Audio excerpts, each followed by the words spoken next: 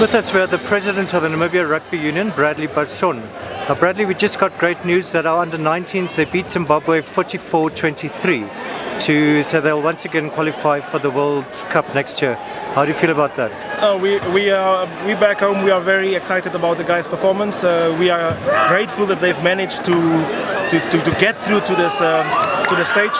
They've now qualified for the tournament in Chile, so they are back in the Junior World Trophy.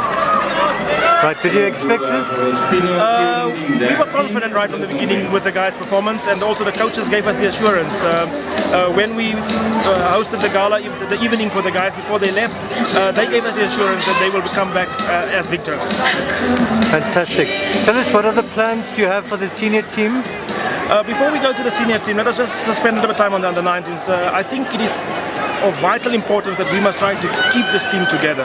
So we would do a sponsorship drive to make sure that these guys are looked after, the coaching team as well as the under-19 players, so that they are staying together for the tournament in Chile next year.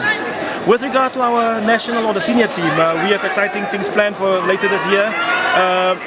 We've managed to convince the IRB to get Spain to come play us in Namibia. Initially, it was scheduled that we should travel abroad to do a European tour, but now we have managed to convince the IRB, and instead we've also learned that Zimbabwe is prepared to come and play in the very same tournament. We are waiting for a reply from Botswana and maybe a development South African team as well. We are planning to host a type of Four Nations or something like that.